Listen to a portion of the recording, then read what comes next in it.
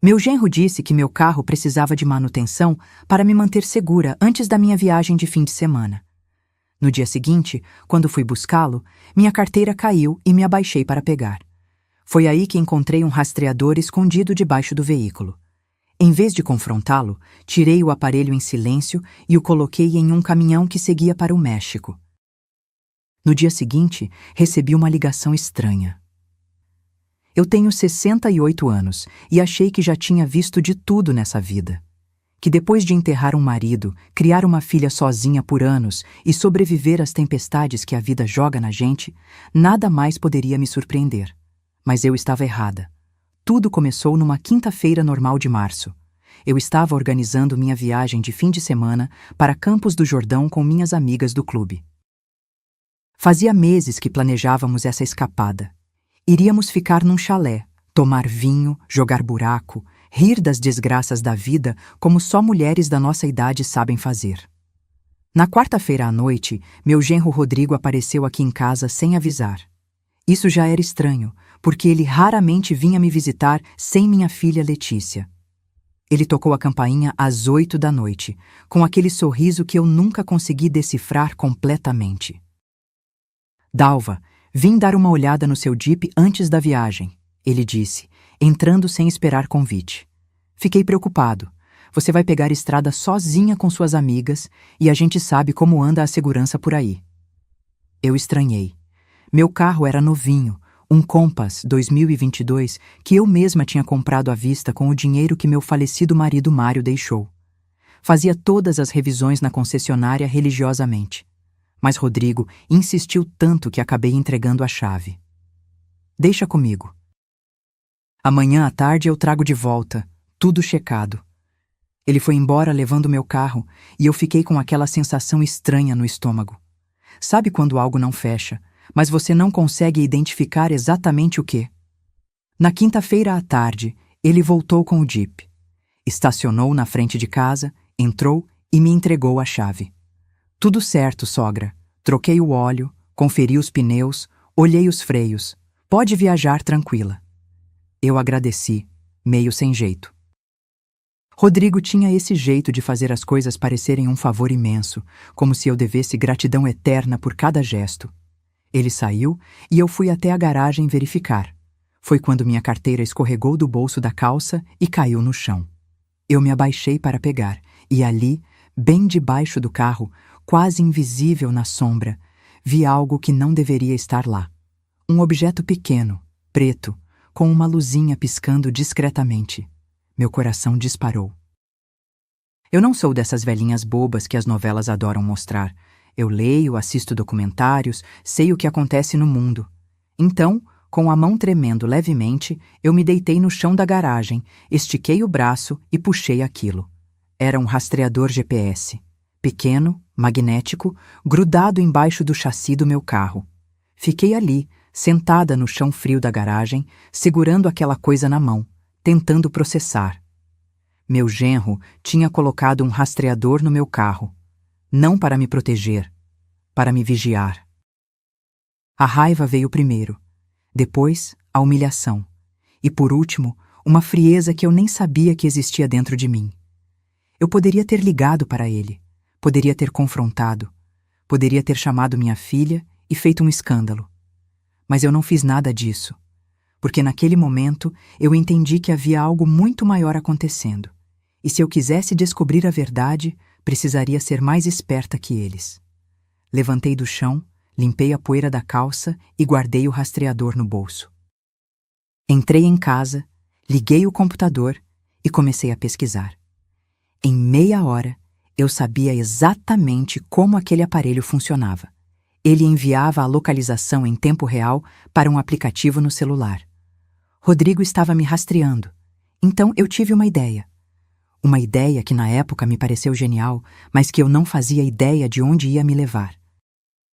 Naquela mesma noite, fui até o posto de gasolina da rodovia Presidente Dutra, um dos 3 que meu falecido marido tinha e que eu vendi anos atrás, mas que ainda conheço como a palma da minha mão. Sentei num banquinho de madeira do lado de fora, tomando um café requentado, observando os caminhões pararem para abastecer. Quando vi um caminhão com placa do Paraná, carregado de grãos, parar para abastecer, eu me aproximei. O motorista era um senhor grisalho, com cara de quem tinha estrada na veia. Com licença, o senhor vai para onde? Perguntei. Fronteira. Vou até o México fazer entrega. Ele respondeu, desconfiado. Perfeito. Enquanto ele entrava para pagar, eu me aproximei do caminhão, me abaixei e coloquei o rastreador grudado embaixo da carroceria, bem escondido. Meu coração batia forte, mas minhas mãos estavam firmes. Voltei para casa, tomei um banho e dormi. Pela primeira vez em meses, dormi profundamente. Na sexta-feira de manhã, meu celular tocou às 7h15. Era Rodrigo. Eu olhei para a tela piscando e senti um frio na espinha. Atendi com a voz calma, serena. Alô? Dalva, graças a Deus você atendeu. A voz dele estava alterada, quase desesperada. Você está bem? Onde você está? Estou em casa, Rodrigo. Por quê? Em casa? Tem certeza? Claro que tenho certeza. Estou tomando café na minha cozinha. O que está acontecendo? Silêncio do outro lado. Eu quase podia ouvir as engrenagens girando na cabeça dele. É que eu instalei um aplicativo de segurança no seu carro, sabe? Para te proteger. E ele está mostrando que você está no México. Eu deixei o silêncio pairar por alguns segundos. Depois, forcei uma risada confusa. México? Rodrigo, eu não sei do que você está falando. Meu carro está aqui na garagem. Você quer que eu vá até a janela e olhe? Não, não precisa. É que deve ser algum defeito no aplicativo. Que aplicativo, Rodrigo? Eu deixei a pergunta no ar, pesada. Ah, é um sistema de segurança que eu instalei. Para caso roubassem seu carro, a gente conseguir rastrear. Entendo. Que gentil da sua parte. Minha voz estava doce, mas cada palavra era afiada como vidro. Mas você não acha que deveria ter me avisado antes? Eu ia avisar. Queria fazer surpresa. Surpresa. Repeti a palavra lentamente. Bom, Rodrigo, preciso desligar. Tenho que terminar de arrumar as malas para a viagem. Você ainda vai viajar? Claro. Por que não iria? Desliguei sem esperar resposta. E foi nesse momento, sentada ali na minha cozinha, segurando uma xícara de café que esfriava entre minhas mãos, que eu compreendi. Meu genro não estava me protegendo. Ele estava me caçando. E pior, minha filha, minha única filha, provavelmente sabia de tudo. Antes de continuar essa história, preciso que vocês me entendam. Porque o que aconteceu depois só faz sentido se vocês souberem quem eu sou de verdade. Meu nome é Dalva Mendes Costa. Nasci em 1957, numa família pobre do interior de Minas Gerais. Meu pai era ferroviário, minha mãe costureira. Aprendi desde cedo que mulher pobre precisa ser forte, não tem escolha. Conheci Mário em 1976 num baile da igreja. Ele tinha 19 anos, eu 18. Era bonito, trabalhador, cheio de sonhos. Casamos em 1978, numa cerimônia simples, com bolo de fubá e guaraná. Naquela época, ele era frentista num posto de gasolina aqui em São José dos Campos. Letícia nasceu em 1982. Foi uma gravidez difícil. Tive pré-eclâmpsia, quase morri no parto. Os médicos disseram que eu não poderia ter mais filhos, então ela foi nossa única, nossa princesa. Mário trabalhava dia e noite. Eu ajudava como podia, fazia salgados para vender, dava aulas particulares de matemática para crianças da vizinhança. Juntamos cada centavo. Em 1991, ele conseguiu comprar aquele mesmo posto onde trabalhava. Na época, um negócio arriscado, porque o Brasil estava uma bagunça econômica. Mas Mário tinha tino para negócios, e eu tinha tino para números. Enquanto ele cuidava da operação, eu cuidava das contas. Eu quem negociava com fornecedores, quem controlava estoque, quem identificava os funcionários que roubavam. Eu nunca fui de ficar em casa assistindo novela enquanto o marido trabalhava. Nós éramos uma equipe. Em 1998, compramos o segundo posto. Em 2005, o terceiro. Nossa vida melhorou muito. Conseguimos comprar esta casa em 2003, uma casa bonita de 3 quartos, com quintal e garagem, num bairro classe média. Pagamos R$ 185.000 na época.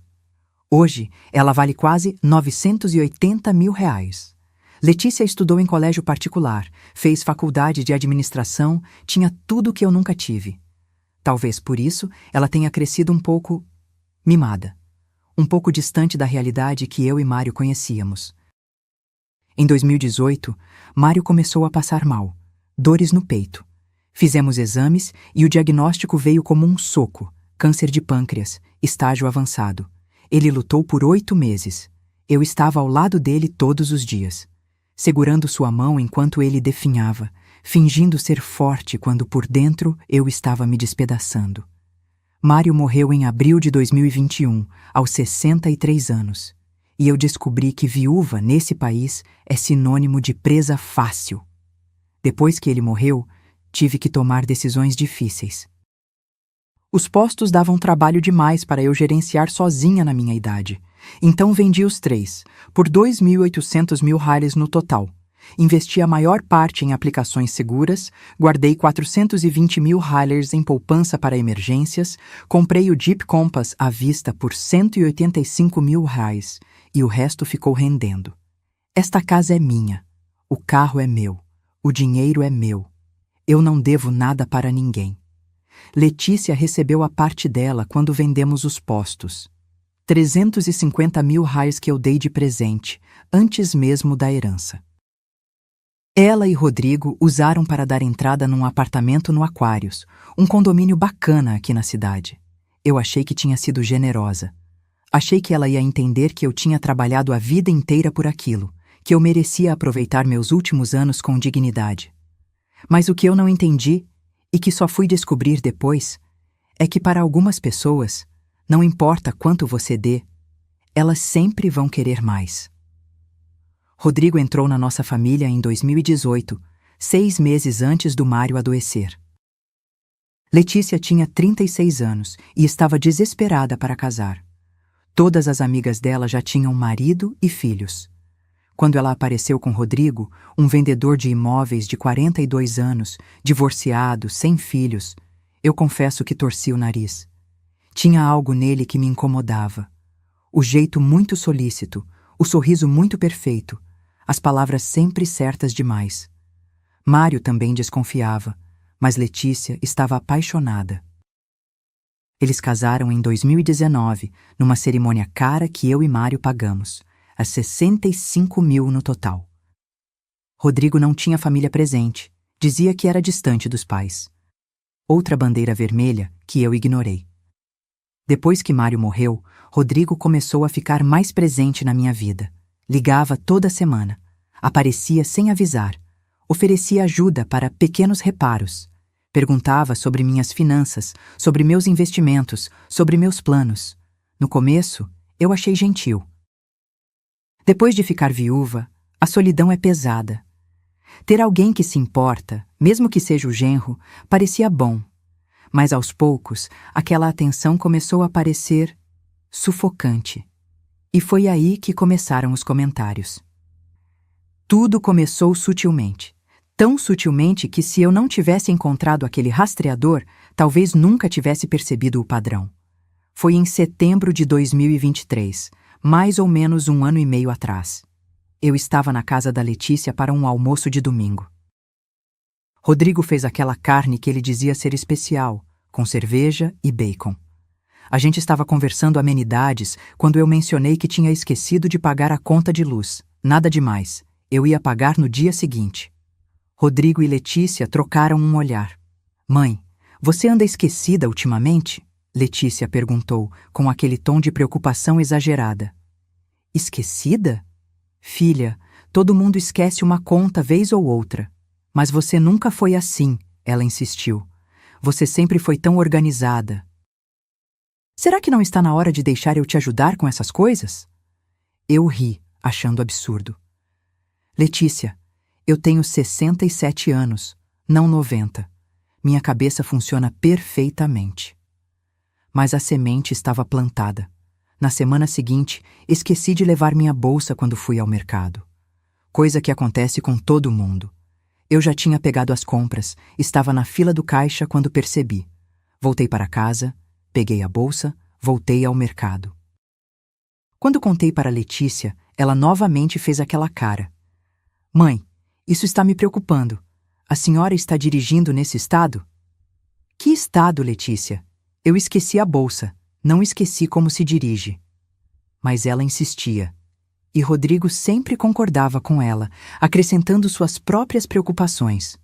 Dalva, a gente só quer seu bem. Com a idade chegando, é normal o cérebro ficar mais lento. Não tem vergonha nisso. Idade chegando. Como se eu fosse gagá. Os comentários se tornaram mais frequentes. Toda vez que eu os via, havia uma nova preocupação, que eu estava dirigindo rápido demais, que eu estava andando sozinha à noite. Eu tinha ido ao cinema às 7 da noite, pelo amor de Deus.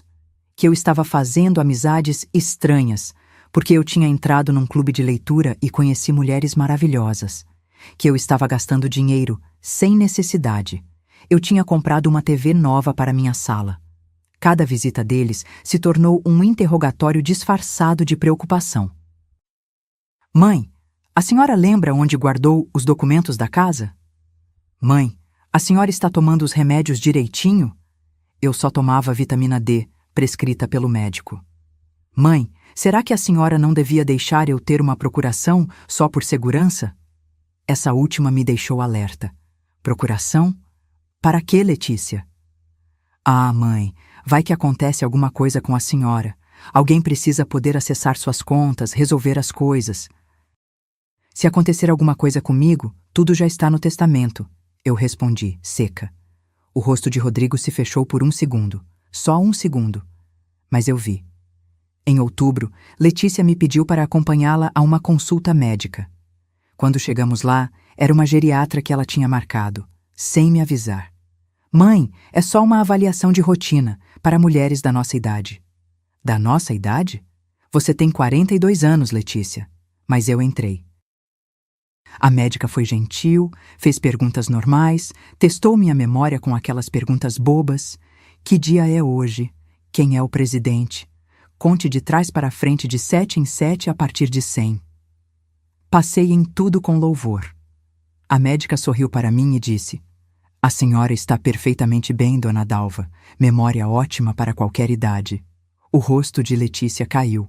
Rodrigo, que estava na sala de espera, ficou visivelmente contrariado com o resultado. Foi nesse momento que algo em mim clicou. Eles queriam que eu estivesse doente. Queriam provas de que eu estava incapaz. Mas por quê? Em novembro, Rodrigo apareceu aqui em casa com uma proposta. Dalva, vi um empreendimento imobiliário incrível. Apartamentos novos na planta, ótima localização. Se você investir 300 mil reais agora, em 2 anos isso vai virar 500 mil reais. Fácil.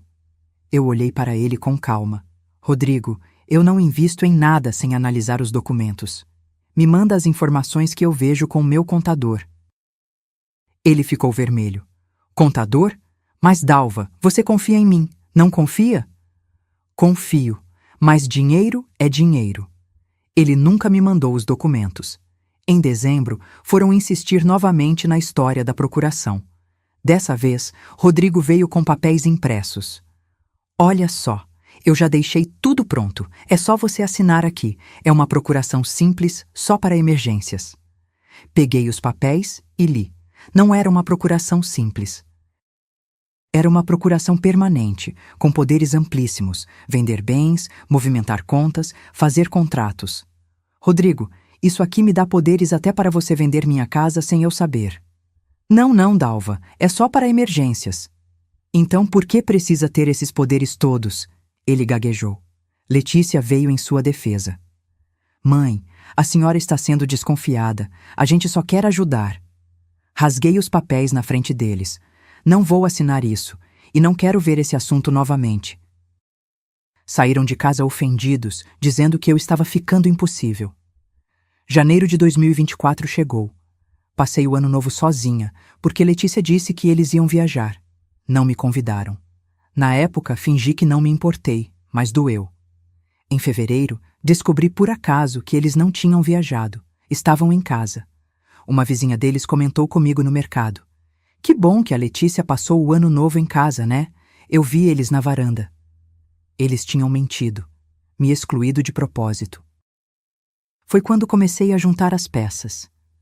Os comentários sobre minha saúde mental, a insistência na procuração, a tentativa de me fazer investir em algo duvidoso, as mentiras, mas eu ainda não entendia o quadro completo. Até aquela quinta-feira de março, quando encontrei o rastreador. E aí, tudo fez sentido. Depois daquela ligação estranha do Rodrigo na sexta-feira de manhã, eu sabia que precisava agir rápido, mas com inteligência. Não podia deixar eles perceberem que eu tinha descoberto o jogo. Então, fingi normalidade. Arrumei minhas malas, liguei para minhas amigas confirmando a viagem e na sexta à tarde saí de casa com o Jeep. Mas não fui para Campos do Jordão. Fui para o estacionamento de um shopping, deixei o carro lá e peguei um Uber de volta para casa. Se Rodrigo estava me rastreando pelo celular também, e eu suspeitava que sim, ele veria que eu estava no shopping, comprando coisas para a viagem, teoricamente. Cheguei em casa, tranquei todas as portas, fechei todas as cortinas e comecei a pensar. Por que alguém colocaria um rastreador no carro da sogra? A resposta mais óbvia, para vigiar onde ela vai. Mas por quê? O que eles estavam procurando? E então me lembrei de todos os comentários sobre minha memória fraca, sobre eu estar confusa, sobre precisar de ajuda. Eles estavam construindo uma narrativa de que eu estava senil, incapaz, perigosa para mim mesma. E o rastreador era parte disso.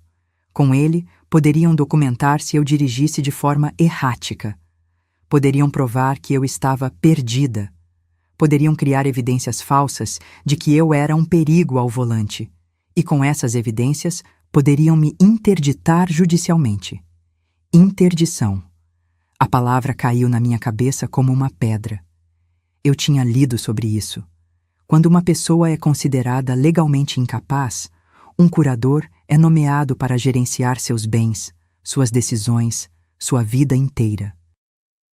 E geralmente, esse curador é um familiar próximo, como uma filha ou um genro.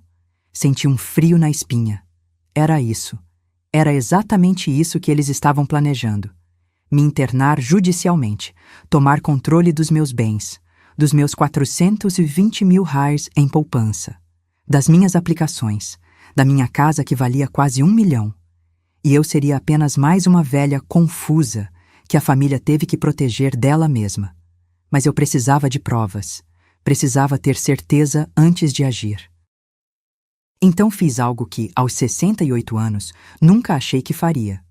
Peguei meu celular, entrei numa loja online de equipamentos de segurança e comprei 3 câmeras espiãs, minúsculas, do tamanho de um botão, com gravação de áudio e vídeo.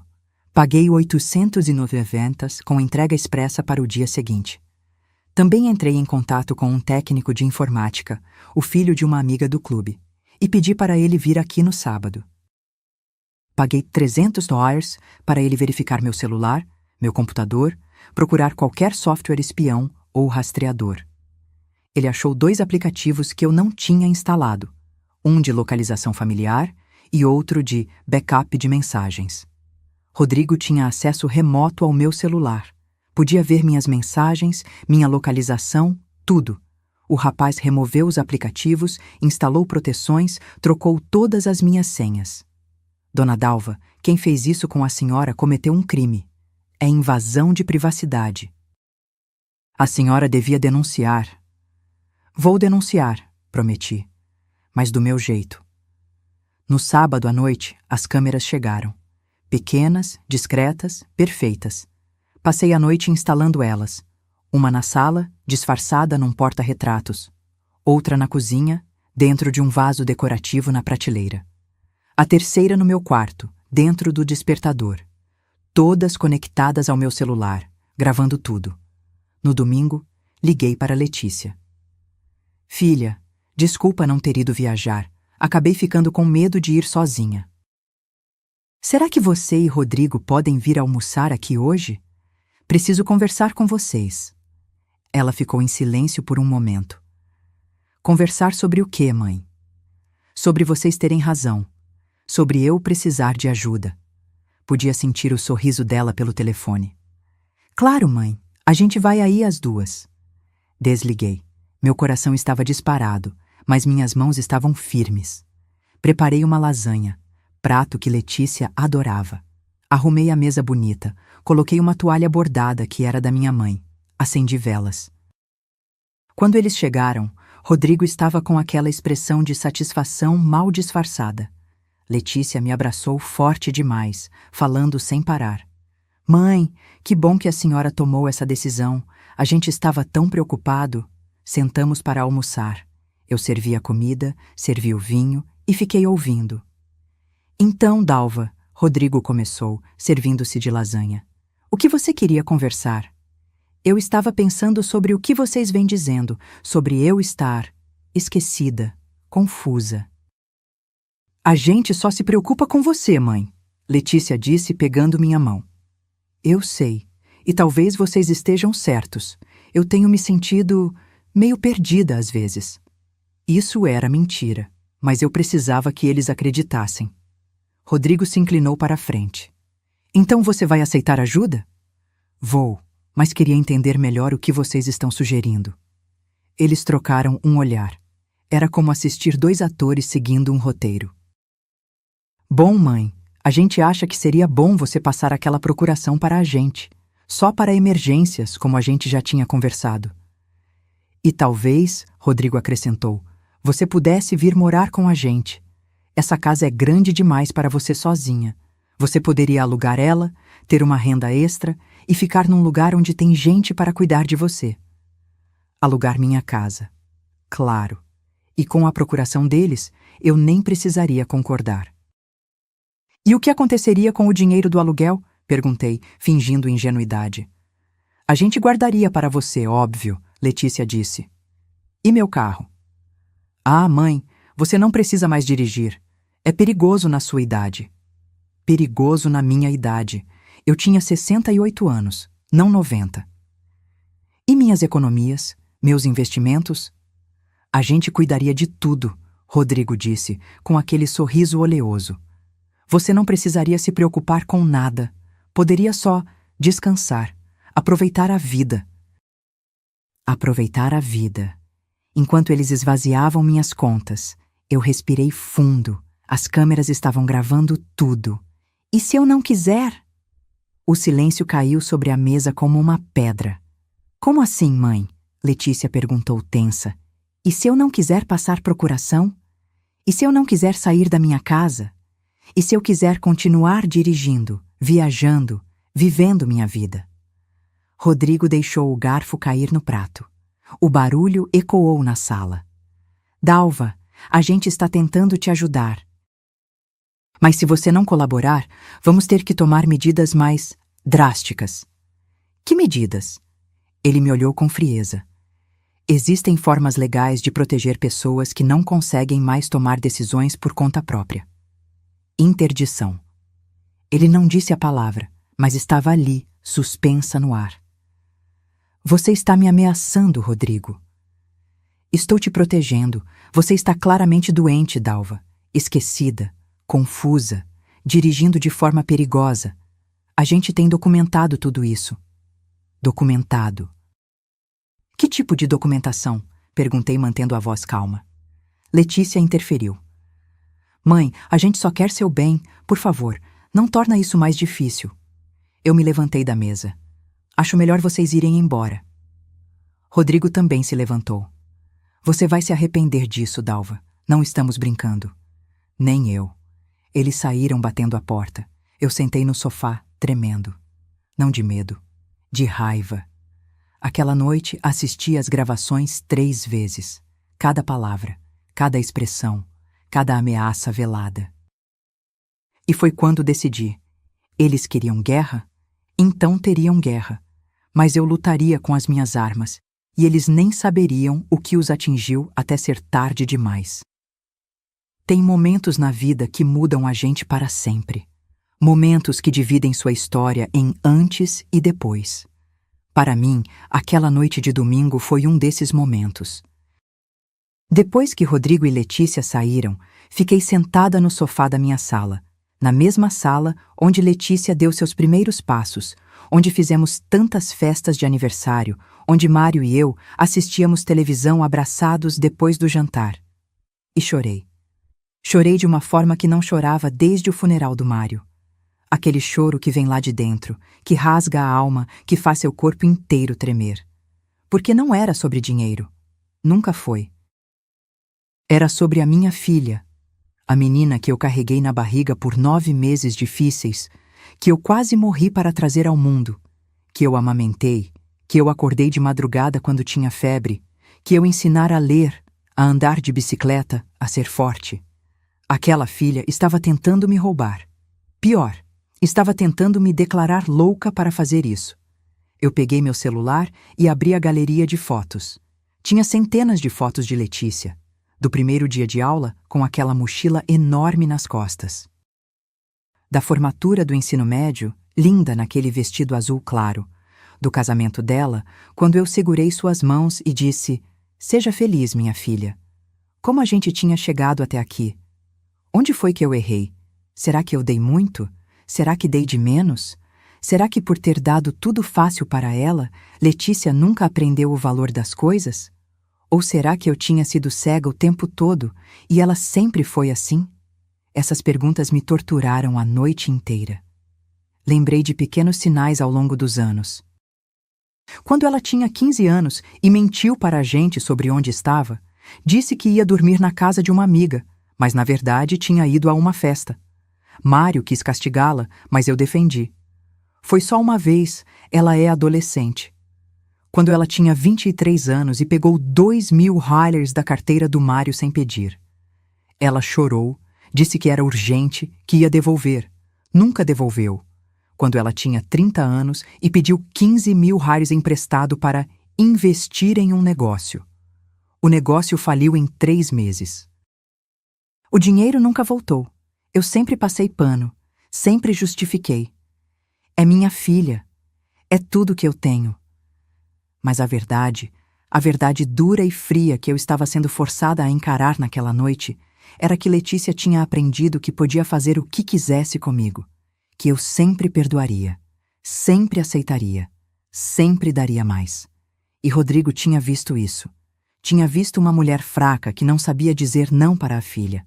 Tinha visto uma oportunidade. Por volta das 3 da manhã, fui até o quarto de hóspedes, o quarto que foi de Letícia quando ela morava aqui. Eu nunca mexi em nada depois que ela saiu. A cama estava coberta com a mesma colcha de retalhos que minha mãe fez. Na parede, ainda tinha os pôsteres que ela colou na adolescência. Abri o armário. Lá estava a caixa de sapatos onde eu guardava as lembranças dela. Desenhos da escola, fotos, cartinhas do Dia das Mães. Peguei uma das cartinhas. Era do 2º ano do ensino fundamental. Com aquela letra infantil, torta, ela tinha escrito: "Querida mamãe, você é a melhor mãe do mundo. Quando eu crescer, quero ser igual a você. Te amo mais que tudo. Sua filha, Letícia." Segurei aquele papel amarelado entre minhas mãos e pensei: onde está aquela menina? Onde foi que ela se perdeu? Ou ela nunca existiu? Era só uma criança dizendo o que sabia que os adultos queriam ouvir? Sentei no chão do quarto, rodeada por fantasmas do passado, e foi quando percebi algo que me partiu ainda mais. Letícia sabia exatamente o que estava fazendo. Ela não era ingênua. Não estava sendo manipulada por Rodrigo. Ela era cúmplice ativa de tudo isso. Os comentários sobre minha memória, as insistências na procuração, as mentiras, o rastreador. Ela sabia de tudo.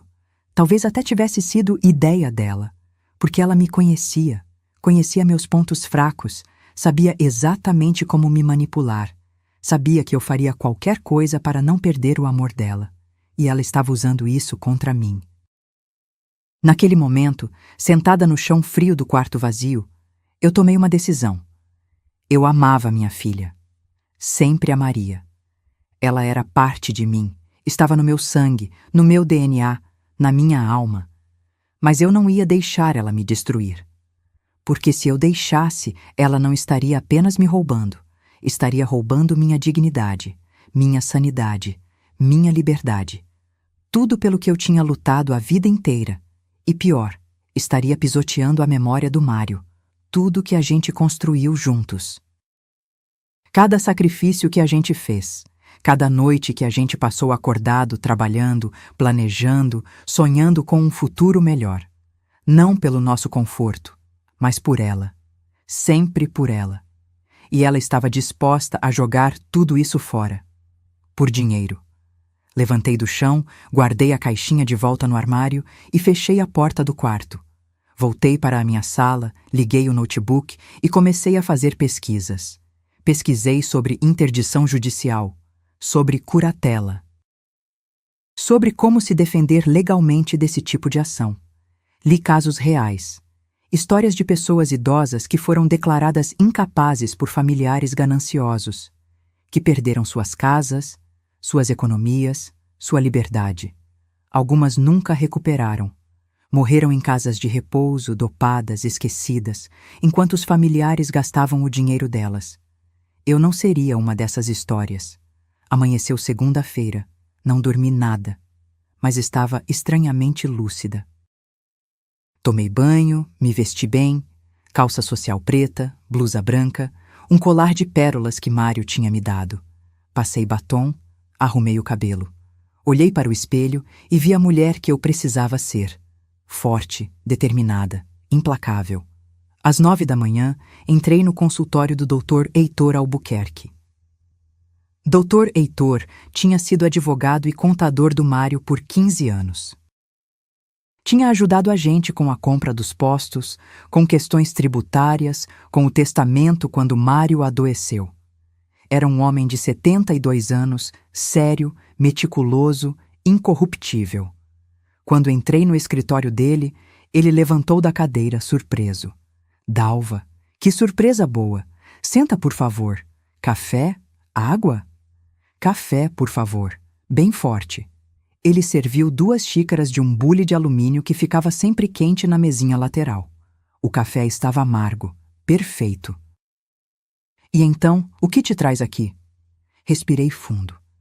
Heitor, eu preciso de ajuda. E preciso de sigilo absoluto. Ele se inclinou para a frente, sério.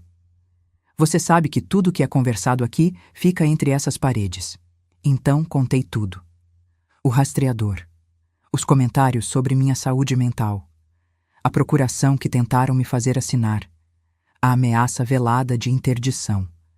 As gravações que eu tinha feito. Fui metodicamente mostrando cada evidência. Os prints dos aplicativos espiões que estavam no meu celular. O próprio rastreador que eu tinha guardado num saquinho plástico. Os vídeos da câmera escondida, onde Rodrigo deixava claro suas intenções. Heitor assistiu tudo em silêncio.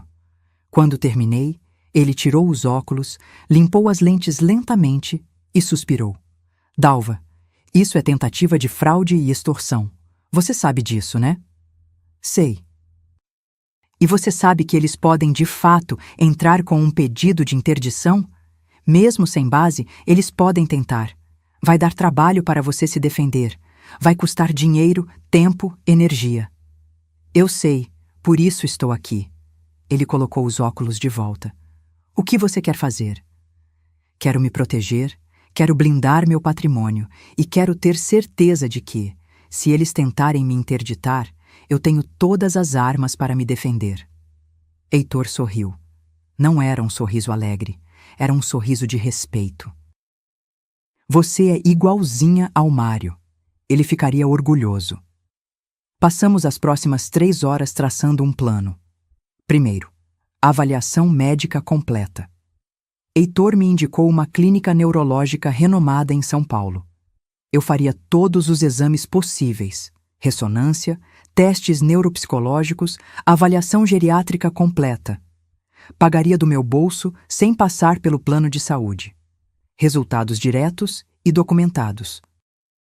Se eles entrarem com interdição, você já tem laudos médicos recentes provando sua plena capacidade. antecipa a defesa deles, explicou Heitor. Segundo, blindagem patrimonial. Heitor me orientou a fazer um novo testamento mais detalhado, deixando tudo especificado. Também me sugeriu criar uma cláusula de inalienabilidade, uma proteção legal que impediria que os bens fossem vendidos caso eu fosse interditada.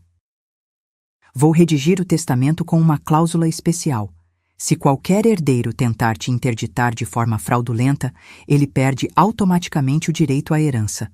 Tudo vai para uma instituição de caridade que você escolher. Isso é legal?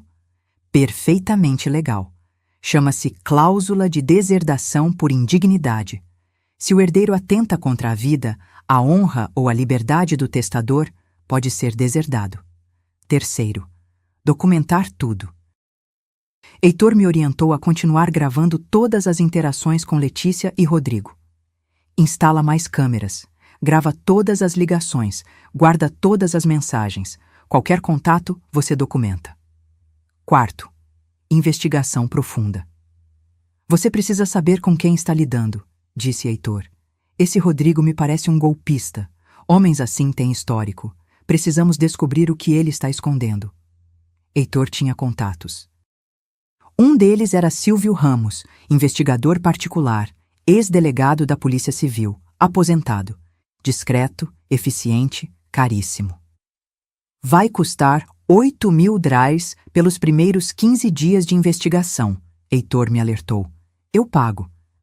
Liguei para Silvio ainda de dentro do escritório do Heitor. Expliquei a situação. Ele me fez algumas perguntas diretas, sem rodeios. A senhora quer que eu investigue especificamente o quê? Tudo. Histórico criminal, dívidas, movimentação financeira, relacionamentos, empregos anteriores. Tudo o que conseguir. Entendido. Em 2 semanas tenho um relatório preliminar. Quando saí do escritório do Heitor, já eram quase 2 da tarde. Estava exausta, mas determinada. Passei os próximos dias executando o plano. Na terça-feira, fui à clínica em São Paulo. Passei por 5 médicos diferentes. Fiz ressonância magnética do crânio. Fiz testes de memória. Tinham que decorar listas de palavras, repetir sequências numéricas, resolver problemas de lógica. Fiz teste de atenção, de raciocínio, de função executiva. Foram 6 horas de exames. No final, a geriatra, doutora Camila, uma mulher de uns 50 anos, me chamou na sala dela. Dona Dalva, a senhora está com capacidade cognitiva excelente, acima da média para qualquer faixa etária, inclusive para pessoas mais jovens, memória perfeita, raciocínio lógico intacto. Nenhum sinal de demência, Alzheimer ou qualquer declínio cognitivo. Senti um alívio profundo. A senhora pode colocar isso por escrito? Claro. Vou fazer um laudo completo e detalhado, com todos os exames anexados. Na quarta-feira, voltei ao cartório com o Heitor. Fizemos o novo testamento. Eu li cada linha 3 vezes antes de assinar. O testamento especificava: minha casa ficaria para Letícia, mas com cláusula de inalienabilidade por 10 anos, ou seja, ela não poderia vender. Metade das minhas economias, 210.000, ficaria para Letícia, também com cláusula de inalienabilidade. A outra metade ficaria para a Casa de Apoio Renascer, uma instituição que abriga mulheres vítimas de violência doméstica. Meu carro ficaria para minha amiga Zélia, do clube de leitura. Cláusula especial. Se qualquer herdeiro tentasse me interditar de forma fraudulenta, comprovada por investigação ou processo judicial, perderia automaticamente todos os direitos e sua parte seria destinada integralmente à instituição de caridade. Assinei. O tabelião autenticou. Estava feito. Dalva, você está protegida, Heitor me disse colocando a mão no meu ombro. Agora, se eles tentarem algo, vão se arrepender amargamente. Naquela mesma semana, comprei mais 4 câmeras espiãs. Instalei uma na varanda, disfarçada numa luminária. Outra no corredor, dentro de um quadro. Mais uma no escritório, dentro de um globo terrestre decorativo. E a última na garagem, dentro de uma caixa de ferramentas na prateleira. Minha casa inteira estava gravando. Também comprei um gravador de voz minúsculo, do tamanho de um pendrive, e passei a carregá-lo sempre comigo, ligado, dentro da bolsa. Toda conversa com Letícia ou Rodrigo seria registrada. Sexta-feira à noite, Letícia ligou. Mãe, a gente precisa conversar. Sobre o quê, filha? Sobre domingo. Sobre você ter nos expulsado de casa. Isso não foi justo. Respirei fundo. O gravador estava ligado dentro da minha bolsa, que estava do meu lado no sofá. Letícia, o que não foi justo foi vocês me ameaçarem. A gente não te ameaçou, mãe. A gente está preocupado. Preocupado com o quê? Com minha saúde ou com minha conta bancária? Silêncio. Mãe, que pergunta é essa? Uma pergunta honesta. Olha, eu não vou discutir isso por telefone. A gente vai aí amanhã de manhã e a gente precisa resolver essa situação. Ela desligou antes que eu pudesse responder. Fiquei olhando para o telefone, meu coração acelerado. Resolver essa situação. O que significava isso? Liguei para Heitor imediatamente, mesmo sendo noite de sexta. Eles vão vir aqui amanhã, avisei. Eu acho que vão me pressionar de novo. Grava tudo, não assina nada. E se sentir ameaçada, liga para a polícia. Você acha que eles fariam algo físico? Dalva, por 420 mil reais em dinheiro vivo, mais uma casa de quase 1 milhão? Pessoas já mataram por muito menos. As palavras dele me gelaram. Naquela noite, antes de dormir, travei todas as portas, fechei todas as janelas. Coloquei uma cadeira encostada na maçaneta da porta do meu quarto. E pela primeira vez em 42 anos, dormi com medo da minha própria filha. E de sábado de manhã chegou nublado com aquela ameaça de chuva. Acordei às 6, depois de uma noite mal dormida, cheia de pesadelos. Fiz café, tomei banho, me vesti com cuidado, jeans, blusa de manga comprida, tênis, roupa prática, só por precaução. Às 9 meu celular tocou. Era Silvio, o investigador. Dona Dalva, bom dia. Eu sei que falei que levaria 2 semanas, mas encontrei algumas coisas que a senhora precisa saber urgentemente. Meu estômago se revirou. O que você descobriu? Prefiro mostrar pessoalmente. A senhora está em casa? Posso passar aí em meia hora? Pode sim. Silvio chegou às 9h30, dirigindo um Corolla prata discreto. Era um homem baixo, forte, de uns 60 anos, cabelo grisalho cortado militar, expressão séria. Sentamos à mesa da cozinha. Ele abriu uma pasta preta e começou a tirar documentos. Dona Dalva, seu genro Rodrigo Almeida Santos é um vigarista profissional. E esse nem é o nome verdadeiro dele. Senti o chão sumir debaixo dos meus pés. Como assim? O nome de batismo dele é Rodrigo Cardoso de Lima. Ele mudou legalmente há 8 anos, depois de ter sido condenado por estelionato em Minas Gerais. Ele me mostrou uma certidão de nascimento, depois uma sentença judicial. Em 2015, ele aplicou um golpe em uma senhora de 73 anos em Belo Horizonte. Fingiu ser corretor de imóveis, convenceu ela a vender a casa para investir em um empreendimento fantasma. Sumiu com 280 mil reais. Foi condenado a 4 anos, cumpriu 2 em regime semiaberto. Minha visão ficou turva. Eu estava ouvindo, mas era como se as palavras chegassem de longe. Tem mais, Silvio continuou, sem dó. Ele tem dívidas de 340 mil reais, parte com banco, mas a maior parte, 180 mil reais, com agiotagem. Ele está sendo cobrado pesadamente. Já recebeu ameaças. Mostrou prints de mensagens que ele tinha conseguido não sei como. Mensagens de números desconhecidos. Você tem até dia 15 para pagar, ou a coisa fica feia. Sua mulher sabe que você deve? Vai saber. Mas como ele conseguiu todas essas dívidas? Perguntei atordoada. Apostas online, ele é viciado. Apostas esportivas, cassino virtual. Perde tudo que ganha e muito mais. Ele me mostrou extratos bancários. Não sei de onde ele tirou e não quis perguntar. Eram dezenas de transações.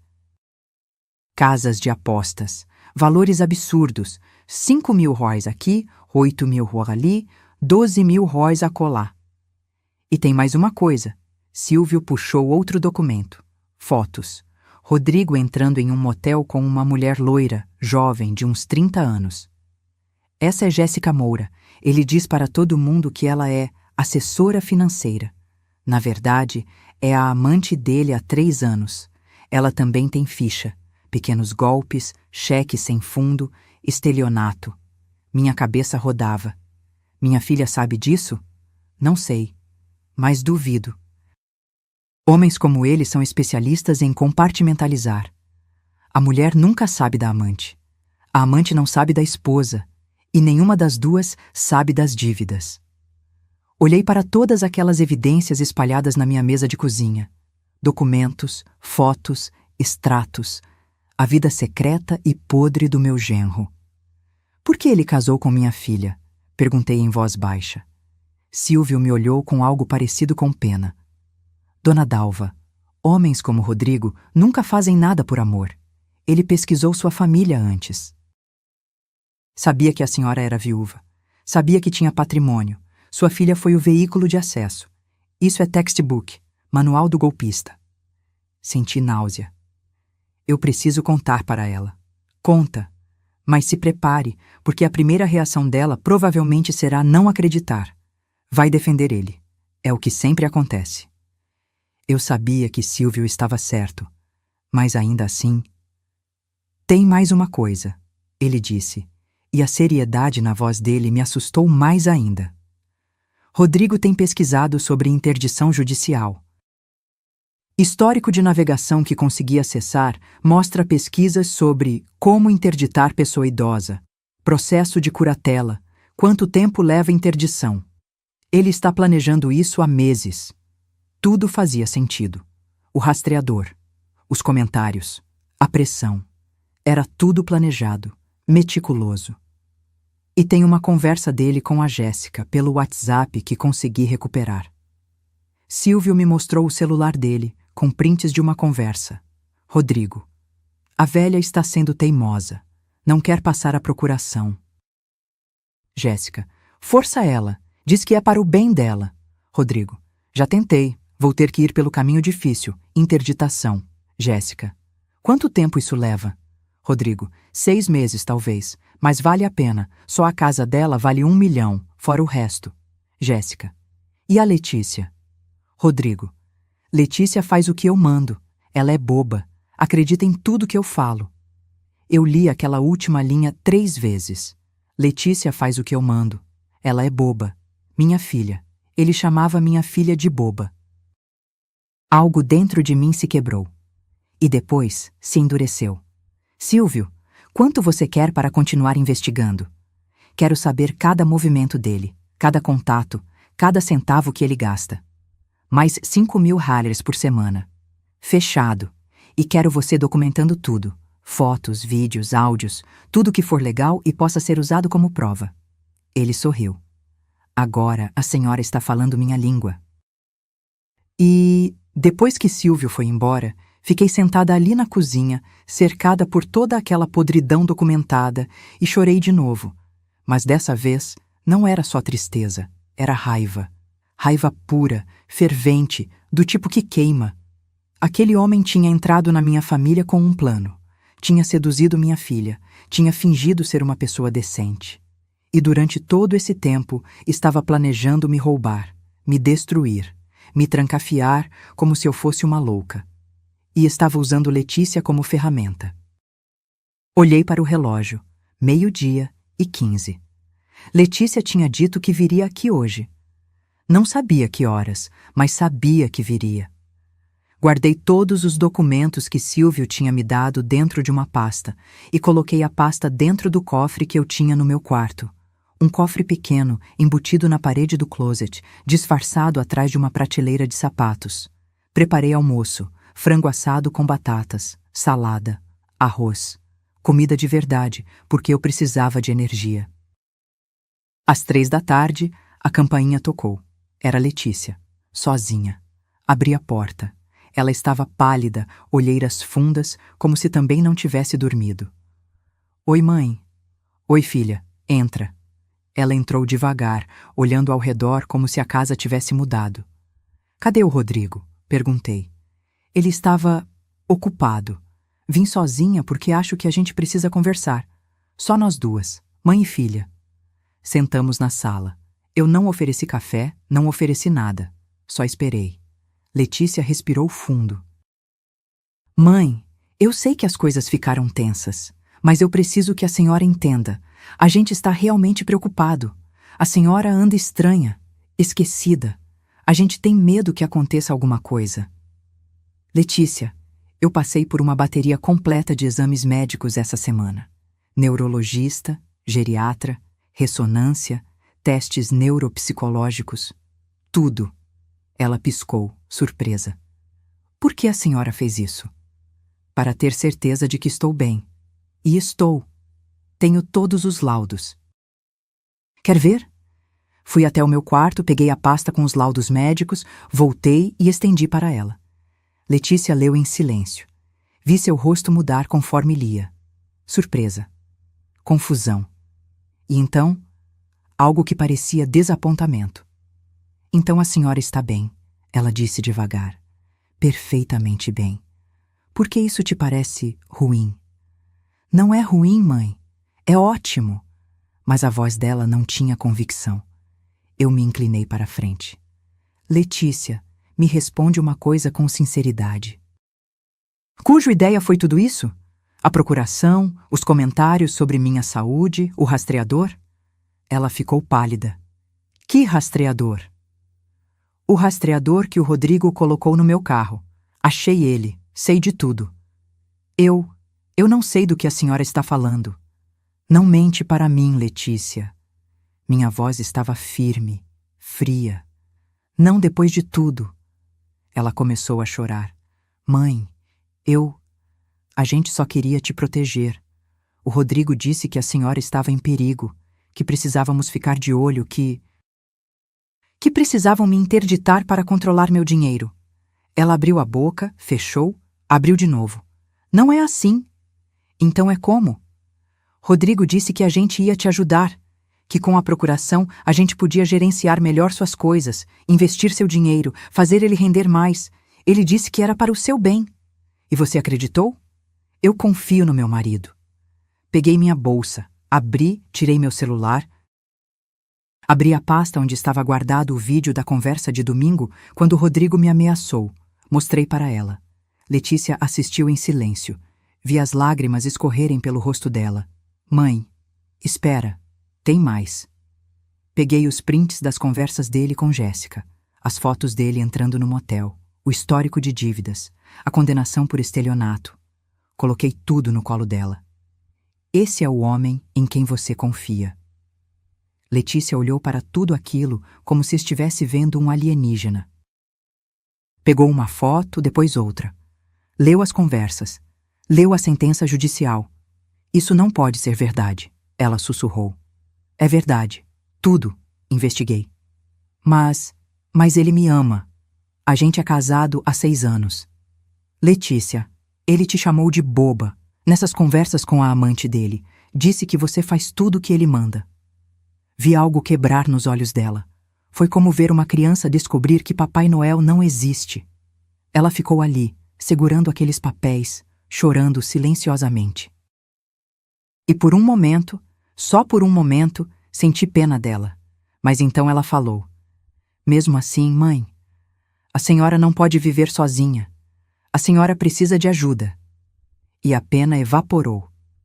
Letícia, eu tenho 68 anos. Não 98. Sou completamente capaz. E vou viver do jeito que eu quiser. Mas, mãe... Acabou, Letícia. Não vou discutir isso mais. Ela levantou, ainda segurando os papéis, o rosto manchado de lágrimas. A senhora está cometendo um erro. A gente é sua família. Família não faz o que vocês fizeram comigo. Ela saiu sem dizer mais nada. Eu tranquei a porta atrás dela e encostei a testa no vidro frio, tremendo. tinha acabado de mostrar para minha filha que o marido dela era um vigarista, traidor, endividado.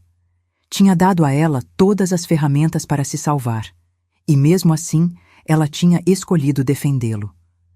Era a confirmação que eu não queria ter, mas agora, pelo menos, eu sabia a verdade, e podia me preparar para o que viria a seguir. Mas os próximos 10 dias foram os mais tensos da minha vida. Letícia não ligou, não mandou mensagem, silêncio total. Rodrigo também não deu sinal de vida. Esse silêncio me deixava mais nervosa do que qualquer ameaça direta, porque silêncio significa que eles estão planejando algo. Silvio continuou investigando e me mandando relatórios diários. Rodrigo tinha se encontrado 2 vezes com a amante no motel. Tinha sacado 15 reais.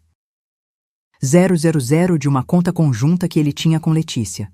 Dinheiro que ela provavelmente nem sabia que estava sendo mexido. Tinha se encontrado com um advogado. Silvio até descobriu o nome, Dr. Maurício Leitão, advogado com histórico duvidoso, já processado pelo OAB por conduta antiética. Dona Dalva, eles vão entrar com o pedido de interdição. Silvio me avisou numa ligação. É questão de dias. Heitor confirmou. Fique preparada. Quando o processo abrir, você vai ser notificada. Vai precisar de advogado para se defender. Já estou preparando tudo. Eu não esperaria ser notificada, ia agir primeiro. Na quinta-feira à noite, 2 semanas depois da última conversa com Letícia, mandei uma mensagem para ela. Filha, podemos conversar? Estou com saudades. Que tal jantar aqui em casa no sábado? Só nós 2. Prometo não brigar. Ela demorou 3 horas para responder. Só nós 2 ou o Rodrigo pode ir? Pode vir os 2, mas eu gostaria de ter vocês aqui. Preciso conversar sobre algumas coisas importantes. Ok, que horas? 8 da noite. A gente vai. Desliguei o celular e respirei fundo. O plano estava em movimento. Sábado de manhã, acordei cedo e comecei os preparativos. Fiz compras. Comprei os ingredientes para o prato favorito de Letícia desde criança, escondidinho de carne seca com mandioca. Comprei também vinho tinto caro, um Malbec argentino de 180 reais a garrafa, e de sobremesa, brigadeiro gourmet. Passei a tarde cozinhando. Era terapêutico. Descascar a mandioca, desfilar a carne, temperar com cuidado. Enquanto cozinhava, organizava mentalmente o que ia dizer. Às 6 da tarde, tudo estava pronto. A mesa posta com a toalha de linho branco, os melhores pratos de porcelana, taças de cristal, velas acesas, a casa cheirando a comida caseira. Me arrumei com cuidado. Vesti um vestido azul marinho, simples, mas elegante. Coloquei o colar de pérolas. Passei perfume. Olhei no espelho e vi uma mulher forte, determinada. Às 8 em ponto, a campainha tocou. Eram eles. Letícia estava pálida, magra demais, com olheiras. Rodrigo, ao contrário, estava impecável. Terno azul, gravata, cabelo gel, sorriso branco. Dalva, que bom te ver. Ele me abraçou apertado demais. Eu me enrijecei, mas deixei. Entrem, por favor. Eles entraram. Rodrigo olhou ao redor, avaliando. Eu sabia o que ele estava pensando. Quanto vale tudo isso? Que cheiro maravilhoso, mãe, Letícia disse, forçando um sorriso. Fiz escondidinho. Lembra que você adorava quando era criança? Ela assentiu, os olhos brilhando de lágrimas contidas. Sentamos à mesa. Servi a comida, o vinho. Comemos em silêncio constrangedor por alguns minutos. Então, Rodrigo quebrou o silêncio.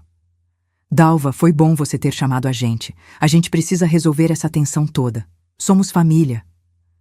É verdade, concordei, tomando um gole de vinho. Família é importante, por isso chamei vocês aqui. Preciso esclarecer algumas coisas. Ótimo, ele disse, sorrindo. A gente também tem coisas para esclarecer. Vocês primeiro, então. Rodrigo e Letícia trocaram um olhar. Ele assentiu para ela, como se desse permissão. Mãe, Letícia começou com voz trêmula. Eu e o Rodrigo conversamos muito nesses últimos dias, e a gente acha que seria melhor para todo mundo se a senhora viesse morar com a gente. Ah, é? É. A senhora estaria mais segura, teria companhia.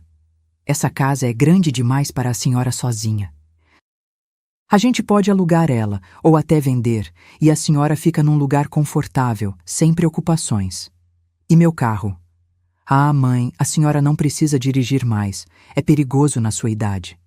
Na minha idade, repeti, deixando o veneno nas palavras. Letícia, eu dirijo há 50 anos sem um único acidente. Mas agora é diferente, Rodrigo interveio. Os reflexos ficam mais lentos, a visão piora. É natural. E minhas economias? Meus investimentos? A gente cuidaria de tudo, ele disse, e eu vi o brilho nos olhos dele. Ganância pura. A senhora não precisaria se preocupar com nada. Poderia só descansar. Coloquei o garfo sobre o prato calmamente. E se eu não quiser? Silêncio pesado. Mãe, a senhora não tem escolha, Letícia disse, e havia algo de duro na voz dela agora. A gente está preocupado. A gente tem documentação de que a senhora não está bem. Se for preciso, a gente vai ter que tomar medidas legais. Lá estava, a ameaça clara. Ergui uma sobrancelha. Medidas legais. Você quer dizer interdição? Rodrigo se inclinou para a frente. A gente não quer chegar nisso, Dalva, mas se você nos forçar... Se eu os forçar, repeti devagar. Então peguei minha bolsa do chão, tirei um pendrive e coloquei sobre a mesa. Antes de continuarmos essa conversa, vocês precisam ver uma coisa. Rodrigo franziu a testa. O que é isso? Verdade. Me levantei, peguei meu laptop da estante, coloquei sobre a mesa, liguei e inseri o pendrive. Cliquei em um arquivo. Era a gravação da conversa de domingo, há 2 semanas, quando Rodrigo me ameaçou pela primeira vez. Eles assistiram, tensos. Rodrigo ficava cada vez mais vermelho. Isso é ilegal, ele disse quando o vídeo terminou. Você não pode me gravar sem autorização. Na minha própria casa? Posso sim, é completamente legal. Cliquei em outro arquivo. As conversas dele com Jéssica, impressas em slides. Letícia leu, empalidecendo a cada linha. Rodrigo, ela sussurrou. É mentira, ele gritou. Alguém hackeou minha conta. É mesmo? Cliquei em outro arquivo, as fotos dele entrando no motel com Jéssica, datadas, com horários. 6 fotos diferentes em dias diferentes. Letícia cobriu a boca com a mão. Isso ainda pode ser falsificado. Rodrigo tentou, mas a voz dele estava falhando. E isso? Peguei uma pasta debaixo da mesa e joguei sobre a toalha branca. Documentos se espalharam. Sua condenação por estelionato em 2015, sua mudança de nome, suas dívidas com agiotas, tudo aqui documentado, carimbado, oficial. Rodrigo estava em pé agora, tremendo. Quem te deu isso? Não importa. O que importa é que eu sei exatamente quem você é. Um golpista, um mentiroso, um traidor.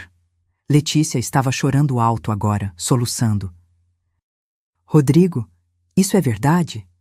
Tudo isso é verdade? Ele olhou para ela, para mim, para a porta. Estava calculando, eu via. Calculando se ainda tinha alguma saída. Não tinha. Dalva, eu posso explicar. Não precisa. Minha voz estava gelada. Você entrou nessa família com um plano. Casou com minha filha para ter acesso ao meu dinheiro. Passou anos tentando me manipular, me fazer parecer incapaz, para poder me interditar e roubar tudo que eu e meu falecido marido construímos. Não foi assim. Foi exatamente assim. E sabe o que é pior? Você manipulou minha filha. Fez ela acreditar que estava me ajudando, quando na verdade estava sendo sua cúmplice. Letícia levantou, tão pálida que parecia que ia desmaiar. Mãe, eu não sabia. Eu juro que não sabia de nada disso. Olhei para ela. Minha única filha. Tinha tanto que eu queria dizer. Mas as palavras que saíram foram: você escolheu acreditar nele em vez de em mim. Você escolheu me humilhar, me ameaçar, tentar me declarar louca. Por dinheiro. Não foi por dinheiro. Eu achava que estava te protegendo. Protegendo ou herdando mais cedo. Ela recuou como se eu tivesse lhe dado um tapa. Rodrigo tentou uma última cartada. Dalva, olha, a gente pode resolver isso. Vamos todos respirar, acalmar e... Sai da minha casa. O quê? Sai da minha casa agora. Ele tentou sorrir, aquele sorriso oleoso. Dalva, não vamos ser dramáticos. Peguei meu celular e disquei 190. O que você está fazendo? Ele gritou. Chamando a polícia. Você tem 10 segundos para sair da minha casa, ou eu faço um boletim de ocorrência por invasão de privacidade, ameaça e tentativa de extorsão. E acredite, eu tenho todas as provas necessárias. Rodrigo olhou para Letícia. Vamos embora. Agora. Mas Letícia não se moveu. Ela estava olhando para mim, para os documentos espalhados na mesa, para o homem que era seu marido. Letícia, vamos! Ele gritou. Vai você, ela disse baixinho. O quê? Vai você, ela gritou. Sai daqui, sai da minha vida, eu não quero mais te ver. Rodrigo abriu a boca, fechou, abriu de novo. Então pegou as chaves do carro e saiu batendo a porta tão forte que os quadros da parede tremeram. Silêncio. Letícia e eu ficamos ali, uma de frente para a outra, com uma mesa cheia de comida fria e verdades dolorosas entre nós. Mãe, Não, eu disse. Não hoje. Eu não posso hoje. Ela assentiu, pegou a bolsa e foi em direção à porta. Mas antes de sair, virou e disse: Eu sinto muito. Por tudo. E saiu. Fiquei ali, sozinha na sala de jantar, cercada pelos destroços do que tinha sido um jantar de família. E pela primeira vez em semanas, senti algo parecido com paz. E segunda-feira de manhã, 9 horas, o telefone de Letícia tocou. Ela a atendeu com voz cansada. Alô? Sou eu, mãe. Silêncio. Podemos nos encontrar? Perguntei. Tem coisas que precisamos conversar. Claro. Quando? Hoje à tarde, 3 horas, no escritório do doutor. Heitor Albuquerque. Você sabe onde é? Sei. Por quê? Você vai entender quando chegar. Desliguei antes que ela pudesse perguntar mais alguma coisa.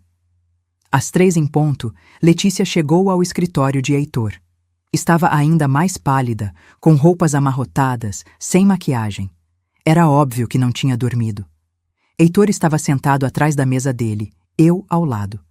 Letícia entrou devagar, olhando de mim para ele. Senta, filha. Indiquei a cadeira vazia. Ela sentou. Heitor limpou a garganta. Letícia, obrigado por vir. Sua mãe me pediu para estar presente nesta conversa para que tudo ficasse claro e documentado. Documentado? Ela repetiu nervosa. Heitor abriu uma pasta. Sua mãe me contratou há 2 semanas para proteger seus interesses legais. Durante esse período, investigamos as ações suas e do seu marido Rodrigo. As conclusões são graves. Ele começou a listar metodicamente. Primeiro, instalação não autorizada de rastreador GPS em veículo de terceiro. Crime previsto no artigo 154-A do Código Penal. Segundo, instalação não autorizada de software espião em celular, mesma tipificação. Terceiro, ameaça de interdição fraudulenta, com intenção de obter vantagem econômica indevida. Configura tentativa de estelionato e coação. Quarto, tentativa de obter procuração mediante manipulação psicológica, passível de anulação e responsabilização civil e criminal. Letícia estava cada vez mais branca. Somando tudo, Heitor concluiu, temos base para processar tanto você quanto Rodrigo criminalmente. Sua mãe teria grandes chances de sucesso. Mas... Letícia olhou para mim, os olhos cheios de lágrimas. Mãe, você vai me processar? Respirei fundo. Não sei ainda, depende de você. Do que você quer? Eu quero a verdade, toda ela. Desde quando você sabia dos planos do Rodrigo? Foi ideia dele ou sua também? Você sabia das dívidas dele? Sabia da amante? Letícia desabou a chorar. Não era choro manipulativo. Era desespero real, vergonha profunda. Eu não sabia da amante, ela começou, a voz entrecortada por soluços. Juro por Deus que não sabia, e não sabia das dívidas todas. Eu sabia que a gente estava com dificuldades financeiras, mas ele disse que era temporário, que ia melhorar. E sobre a interdição? Ela cobriu o rosto com as mãos.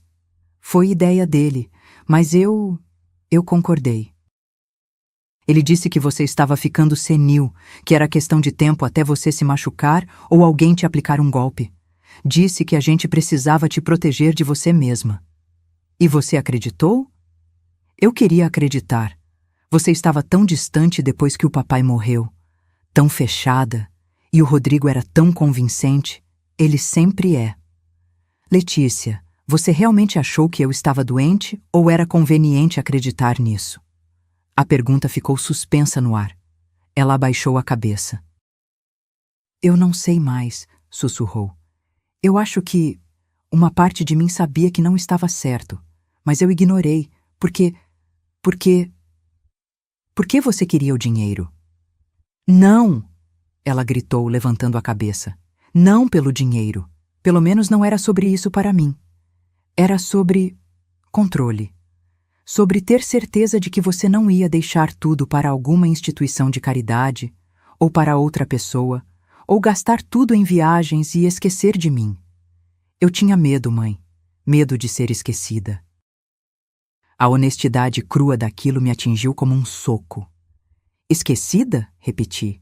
Letícia, você é minha única filha. Como você poderia achar que eu te esqueceria? Porque depois que o papai morreu, você não precisava mais de mim. Você tem suas amigas, seus clubes, sua vida. E eu percebi que eu não sou importante na sua vida. Sou só a filha, a herdeira. Nada além disso. Foi como olhar num espelho distorcido. Será que era assim que ela via nossa relação? Letícia, eu me afastei porque estava de luto, porque estava tentando reconstruir minha vida, não porque eu não te amo. Mas você nunca diz isso, você nunca demonstra.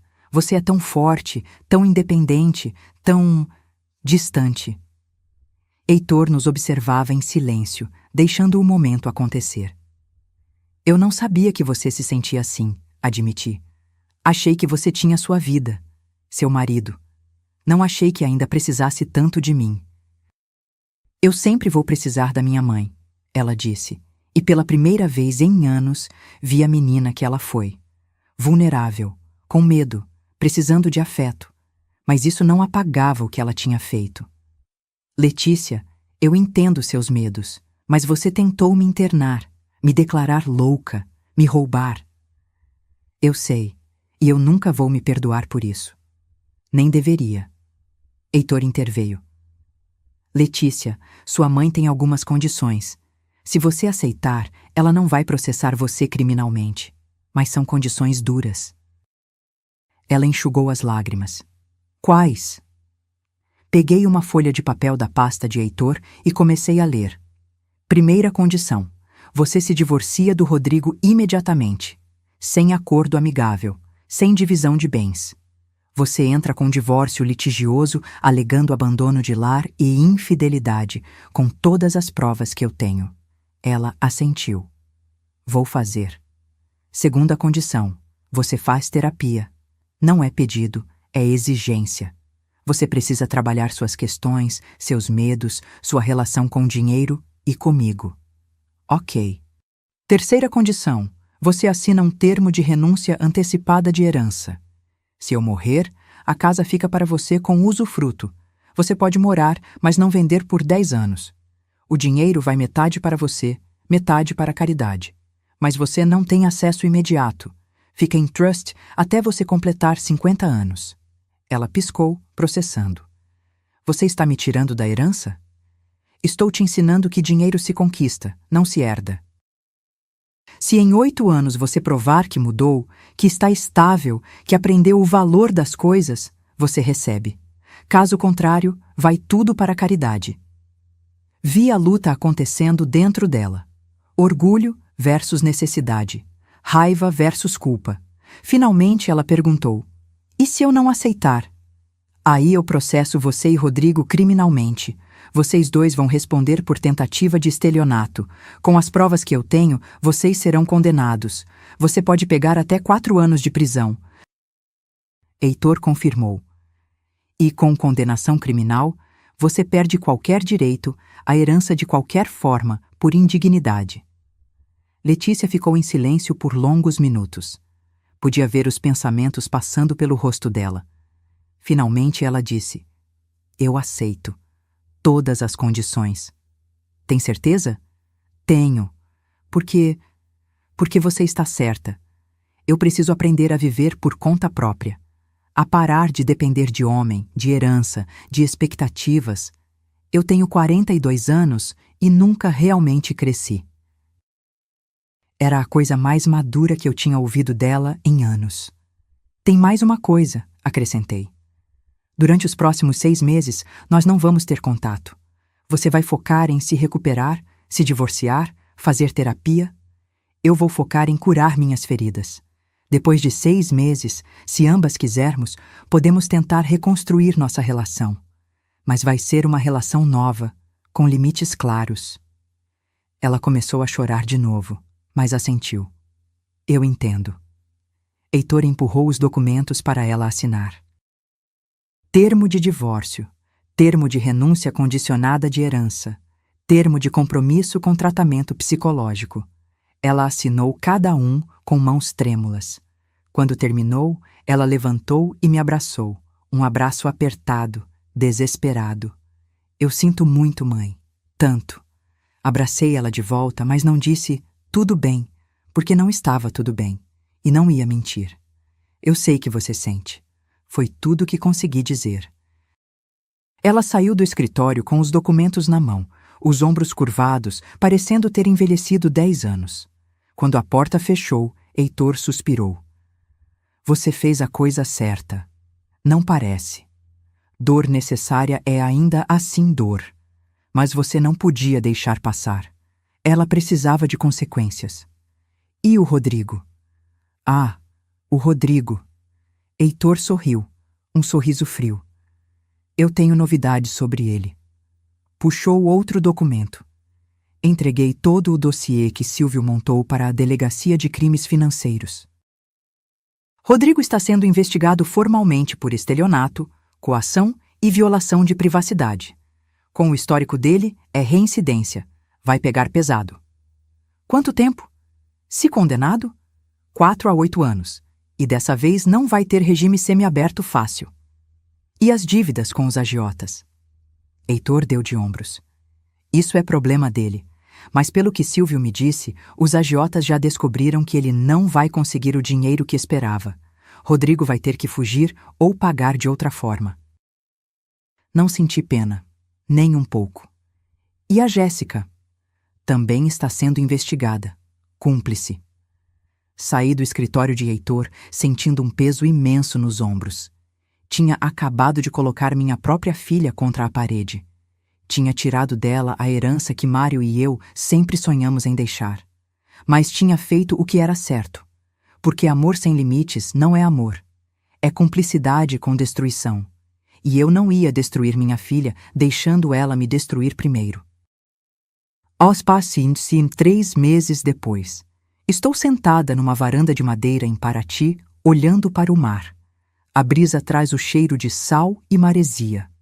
Ao meu lado, minhas amigas do clube, Zélia, Margarida e Conceição, jogam baralho e riem alto. É fim de tarde de um sábado de junho. Fizemos essa viagem juntas, às 4, num pacote de 1 semana. Pousada charmosa, passeios de barco, comida boa, vinhos melhores. É minha 3ª viagem desde que tudo aconteceu. Primeiro foi para o Rio de Janeiro, visitar o Cristo Redentor, algo que sempre quis fazer e nunca tinha feito. Depois, fui para a Chapada Diamantina com um grupo de ecoturismo. Caminhei por cachoeiras, dormi em pousadas rústicas, me senti viva de um jeito que não me sentia há anos. E agora, Paraty. Meu Jeep Compass está estacionado na frente da pousada, sem rastreador, sem vigilância. Só meu. Meu celular toca. É uma mensagem de Letícia. A gente voltou a falar há 3 semanas, depois dos 6 meses de silêncio. Mensagens curtas primeiro. Superficiais. Como está o tempo? Como vai a terapia? Evitando os assuntos pesados. Mas aos poucos, as mensagens ficaram mais longas, mais honestas. A mensagem de hoje diz: Mãe, terminei minha primeira semana no emprego novo. É cansativo, mas me sinto útil pela primeira vez em anos. Obrigada por ter me forçado a crescer. Te amo. Leio e sinto algo apertar no peito. Não é perdão completo. Ainda não. Mas é começo de cura. Respondo: Que bom, filha. Fico orgulhosa, cuida-se. Beijo. Simples. Sem promessas que não posso cumprir. Mas verdadeiro. Letícia está morando sozinha agora, num apartamento alugado pequeno. Trabalha como assistente administrativa numa escola particular. Salário modesto, mas honesto. Faz terapia 2 vezes por semana. O divórcio foi finalizado no mês passado. Rodrigo não apareceu na audiência. Falando nele, Rodrigo está preso. Foi condenado a 6 anos por estelionato, tentativa de extorsão e violação de privacidade. Está cumprindo pena numa penitenciária em Tremembé. Os agiotas tentaram cobrar dele algumas vezes, mas quando viram que ele estava preso e sem dinheiro, desistiram, pelo menos por enquanto. Jéssica pegou 2 anos por cumplicidade, mas está respondendo em liberdade. Quanto a mim, eu estou renascendo. Vendi algumas aplicações e usei o dinheiro para fazer um curso de fotografia que sempre quis. Comprei uma câmera boa e tenho saído pelos fins de semana tirando fotos da cidade, da natureza, das pessoas. Também comecei a dar aulas voluntárias de matemática financeira para mulheres na Casa de Apoio Renascer, aquela instituição que coloquei no testamento. Trabalho com mulheres que saíram de relacionamentos abusivos e precisam reconstruir suas vidas. Ensino elas a gerenciar dinheiro, a fazer orçamento, a serem financeiramente independentes. É trabalho duro. Muitas delas são mais novas que Letícia. Algumas têm filhos pequenos. Todas têm histórias de dor. Mas quando vejo uma delas abrindo sua primeira conta bancária sozinha, ou conseguindo seu primeiro emprego, ou dizendo não para um homem que quer controlá-la, vale cada segundo, porque eu entendo elas. Eu também quase deixei me controlarem. Quase deixei me roubarem a liberdade, a dignidade, o direito de viver meus próprios erros e acertos. Dalva, Zélia me chama. Vem jogar. Você está aí viajando há meia hora. Sorrio e levanto da cadeira. Já vou. Enquanto caminho até a mesa, meu celular toca de novo. É Heitor. Dalva, finalizamos tudo. Testamento atualizado e registrado. Procuração de saúde para Zélia, como você pediu. Tudo blindado. Você está protegida. Respondo. Obrigada, Heitor, por tudo. Sento à mesa. Margarida distribui as cartas e jogamos até o sol se pôr completamente. Mais tarde, na cama quentinha da pousada, antes de dormir, abro o álbum de fotos no meu celular. Rolo pelas fotos recentes. Eu no Cristo Redentor, sorrindo de braços abertos. Eu na cachoeira da Chapada, molhada e rindo. Eu aqui em Paraty, de chapéu de palha, tomando caipirinha. Em todas elas, estou sozinha, mas não solitária, porque aprendi uma coisa nesses últimos meses. Solidão não é estar fisicamente sozinha. Solidão é estar rodeada de gente que te faz sentir vazia. E eu, agora, estou plena. Fecho os olhos e penso em Mário. Será que ele estaria orgulhoso de mim? De como eu defendi o que a gente construiu juntos? De como eu não me deixei vencer? Acho que sim. Sinto que sim. E durmo em paz, sabendo que amanhã acordo para mais um dia meu, das minhas escolhas, do meu jeito, porque aos 68 anos finalmente entendi. Envelhecer não é perder força, é ganhar sabedoria para saber quando usar essa força, e eu usei a minha bem. E Assis. É dezembro de 2027, Estou no jardim da minha casa, regando as roseiras que plantei ano passado. O sol da manhã está gostoso, a temperatura perfeita. Meu celular toca. É Letícia. Oi, mãe, tudo bem? Tudo, filha. E você? Bem, mãe, eu queria te fazer um convite. Vou fazer uma festinha aqui em casa dia 20. Nada grande, só algumas amigas. E gostaria muito que você viesse. Sorrio. Vou sim. Que horas? 5 da tarde? Posso te buscar? Não precisa. Eu dirijo até aí. Tem certeza? É longe. Letícia, eu tenho 10 anos, não 90. Ainda dirijo muito bem. Ela ri. Eu sei, mãe. Foi mal. Desligamos. E eu continuo regando minhas roseiras, pensando em como a vida dá voltas estranhas. Letícia e eu reconstruímos nossa relação. Não está perfeita, talvez nunca esteja, mas está honesta. Ela aprendeu a me respeitar. Eu aprendi a ser menos distante. Ela está noiva de novo. Um professor de história chamado Henrique. Tranquilo, gentil, sem dívidas nem segredos. Conheci ele 3 vezes já. Gostei, não interfiro, não opino. Só observo, torço e estou aqui se precisarem. Quanto a mim, estou pensando em vender esta casa. Não porque alguém me obriga, mas porque é grande demais para mim sozinha. Estou de olho num apartamento menor, moderno, com varanda grande, mais prático, mais adequado para o estilo de vida que escolhi. O dinheiro desta casa vai parte para uma viagem que sempre sonhei. Europa, 3 meses, sozinha, conhecendo museus, cidades, culturas. E parte vai ficar investido para minha aposentadoria, porque ainda quero viver muitos anos, com dignidade e independência. Meu Jeep Compass? Troquei por um modelo 2027, vermelho, porque mereci. E o rastreador que coloquei naquele caminhão rumo ao México? Nunca mais ouvi falar dele. Mas imagino o Rodrigo, lá na cela dele, lembrando de como tentou me rastrear e acabou rastreando um caminhão perdido na estrada. Justiça poética. Termino de regar as plantas, entro em casa e ligo meu notebook. Tenho uma aula de matemática financeira daqui a 1 hora na Casa Renascer. Abro meus materiais, preparo os slides e sorrio para mim mesma, porque essa é minha vida agora. E eu a escolhi, cada pedaço dela. Ninguém escolheu por mim, ninguém me controlou, ninguém me diminuiu. Eu sou Dalva Mendes Costa, tenho 70 anos. Sou viúva, mãe, professora voluntária, viajante, fotógrafa amadora. E sou, acima de tudo, livre. E essa liberdade? Essa ninguém nunca mais vai me tirar. Envelhecer não te torna vulnerável, te torna sábia.